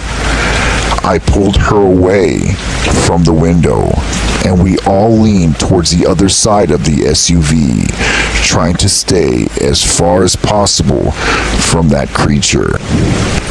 It is only when we see the lights to my sister's porch that we turn back around and see that the thing is no longer next to the SUV. When we pull up to the house, my brother-in-law is on the porch talking to a man that is all dressed up with slacks and a white up-buttoned shirt. He also has work boots on.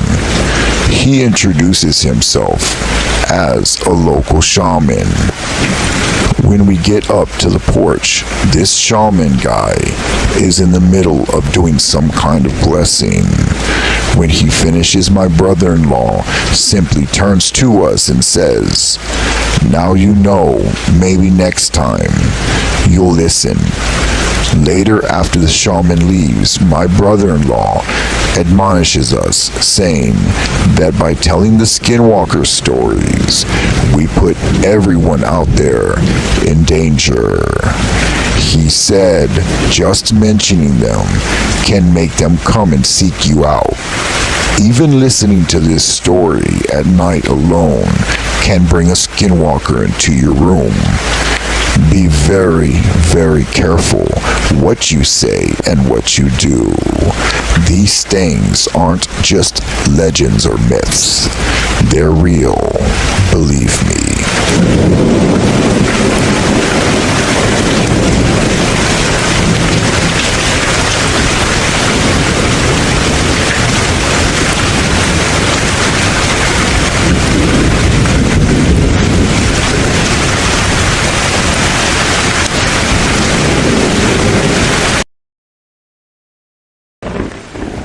Hi there, and welcome to Master of Horror, where I post the most scariest true paranormal stories ever told. I give you only the stories that will petrify you. These are 3 true paranormal stories in the ring. Number 25. If you like what you hear, please like and subscribe. Thank you again. Now, let's begin. Scary true paranormal story number 1. The Haunted House. In 2012, Tom and Jeanette moved into an older home in New Jersey.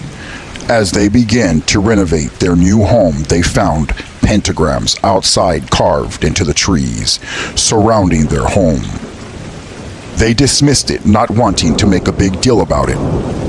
Then, they began to hear noises coming from different places around the house. One day, when Angela, the youngest daughter, began to clean out their kitchen and fridge, she paused after hearing something. Just then, All of the drawers flew out onto the floor and the cabinets flew open. Angela ran out of the kitchen screaming. Her parents knew something was wrong after this incident. Shortly after, they began to renovate the basement. As they began to tear down the walls, they found an old diary dating back to 1926, when the house was made. The diary at first looked normal, but as they read on, they noticed it had a darker meaning towards it. The book revealed animal sacrifices and occult practices. They were shocked. They wanted to move out at that moment, but they knew they didn't have the financial opportunity to do so. Some weeks later, Angela was on the swing by the borderline of the woods. Jeanette was inside the house. She claims she heard screaming coming from outside. Jeanette hurried outside only to find Angela on the ground crying, claiming that something pushed her off the swing. They went to the hospital and it turned out that Angela had a broken ankle. After returning home from the hospital, Jeanette quickly went to her computer to see the footage of the camera and what occurred to Angela on the swing. Lo and behold, a cloaked figure came out of the woods and pushed Angela off the swing. Jeanette called the police, but after checking the area, the police said they could do nothing at that point and to call them if something else happens. Later on the next day, Jeanette told Angela that she had to run quickly to the pharmacy and she would be right back. Angela agreed. As Angela was on her bed, she heard a noise coming from her closet. The closet doorknob then began shaking. As the closet began to slowly open, Angela quickly went to hide under her bed. She held her mouth with her shaking hand. Coming from out of the closet, Angela saw bare feet walking around the room. She looked and saw the feet of the figure leave the room, and she heard it walking down the stairs. Just then, the entity quickly ran up the stairs and jumped on the bed right above Angela. Angela claimed that at this point she wanted to pass out. Just then, it got quiet. That's when Angela claims the head of a figure popped down from the bed and looked at her with its mouth wide open. It had black eyes with a distorted face. It looked disfigured. She screamed, and the figure that was on her bed leaped off. At that point, she heard her mother's car pull in the driveway. Angela began screaming. Her mother, Jeanette, entered the room and found Angela under the bed shaking and crying. That very day, they got a paranormal team to help cleanse their home. After a few blessings, the house and the cleansing worked, and there was no more paranormal activity to this day. Also, to this very day, they still reside at the same house. Paranormal, true, scary story number 2. They're listening. Story told by Glennis and Solana from Rosenberg, Texas. Hi, this happened in about 2014 when I was at home with my sister. My parents had just left to church and we had nothing to do that night. We were pretty much bored. We had got done playing games on our phones and we even got done coloring earlier that day. It was my sister Solana who had the idea to play something different this time. It was about an hour until my parents would get back home, and we decided to do something that we usually don't do. Solana asked me if whether or not it'd be fun to start talking to ghosts, or whether or not something's actually listening to us. That after playing games, she had felt something was staring at her. You see, sometimes my parents would get things from the side of the road, and in my opinion, some of these things can actually be haunted. Whatever the case is, earlier that day, they did bring some items from the street, like dressers and whatnot. So back to the story. My sister Solana brought up this idea, so we turned off the TV and pretty much all the lights. The only light that was flashing dimly through the living room was the kitchen stove light. Solana looked at the tree and said, if something is listening to us or something's here, please move the tree just a little bit. We stared at the tree for about 2 to 3 minutes, but after nothing happened, I turned around, but Solana tapped me on my back. When I looked back at the tree, one of the branches was moving. I thought maybe it could be the air conditioner or something different. After staring at it for one more minute, it slowly began to tilt more and more until it actually crashed all the way to the floor. I was thinking to myself, what are the odds of this happening? After the tree had been standing in the same spot for months, why would it just fall to the ground? We both screamed and ran out of the living room as fast as we could and to my parents' bedroom. We shut their door and we locked it and we jumped on the bed. I pulled the covers up to my face and so did Solana. The story gets much worse. As we were on the bed literally shaking, we heard something scratching down the hallway, making its way towards the room. It sounded as if it had claw-like fingers. The scratching noise continued all the way down the hallway and stopped exactly at our door. The door was locked, but whatever was on the other side of the door was starting to shake the doorknob. We were terrified. I slowly looked down at the ground under the door and saw a shadow of something standing there. No one was home but me and my sister. Whatever was rattling and shaking the doorknob completely stopped. Just then, at the exact moment, we heard the front door open and heard my parents' voices. We jumped out of the bed and ran out of the room towards the living room. As soon as we saw our parents, we hugged them and told them everything that had just happened. My parents were upset of the fact that we were trying to contact ghosts and the spiritual realm, but in the end, they claimed that they did believe us. Till this very day, I totally stand by my word, and every time I pass that tree in the living room, I get the creeps, and my hair stands completely straight up.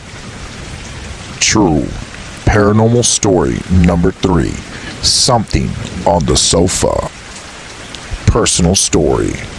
In 1994, when I was about 12 years old, I lived in a townhouse. It was a 2-story house. Basically, my parents would watch movies at night, all the way to about 1 o'clock in the morning with my siblings. They would all go to bed and leave me asleep on the couch. I would always fall asleep on the couch, and most of the time my father would leave me downstairs alone in the pitch black. He turned off all the lights because he did not want to waste electricity. So one night, after everybody went upstairs and left me alone against my will, because I had told them in the past not to leave me alone downstairs, to at least wake me up, they all went upstairs to bed and left me downstairs in the pitch black, all alone. I woke up about 2 o'clock in the morning feeling something staring right at me. It felt as if something was sitting across from me on the sofa. And when I looked across the sofa, all I could see was just pitch black. But I heard somebody or something moving around on the sofa. So I figured it could have probably been my sister also asleep on the sofa. But I then started to hear noises on the sofa across from me. Again, it was pitch dark. I could not see anything. I closed my eyes because I got a feeling of dread. I didn't know exactly what to do at that point. I kept my eyes closed and I acted like I was asleep on the couch. But whatever it was stood up and started to walk right over towards me. I literally can hear it walking on the carpet. Then I heard it kneel down only about a foot away from my face. I could hear grunting and breathing. That's when I just decided to just keep faking my sleep. Whatever it was knew that I was awake and that I was acting like I was sleeping because it didn't stop breathing on me. I literally felt it pull away from me and step back. What felt like hours was only about 5 minutes of it standing in the middle of the living room, looking right at me. I knew it was. I asked myself who or what would stand in the middle of the living room in the pitch black making grunting noises. None of my family members would ever have done that. I mustered up the courage and I counted to 5 in my head just to jump up and run up the stairs in the pitch black, hoping to God that I wouldn't trip. So now I began counting down from 5, 4, 3, 2, 1. I quickly jumped up and started running in the pitch dark towards the stairs. I even put my hand on the wall trying to feel for the light switch to turn it on, but again, I always had problems turning the light on and trying to find where it exactly was. When I made it halfway up the stairs actually curved and go back around another flight of stairs. When I was halfway up the stairs, I could hear something right behind me holding onto the rail and breathing heavily. I went up the stairs and made it to my parents' door. I tried to unlock it quickly because they always kept their door locked, but I couldn't. That's when I went to my room and opened the door. I quickly turned the lights on and I turned around and looked towards the direction of the stairs. And I saw a shadow duck down from the view of the stairs, hiding under the stairrail. I woke up my sister, then my mother, and then my father. My dad went downstairs, and nothing was down there. He questioned me over and over what had occurred and told me that it was my imagination. I know for a fact that what I heard and what I felt was 100% true. Thank you for listening to Master of Horror. If you like what you've heard, please like and subscribe. Well, okay, my friends, good night. And remember to leave the nightlight on.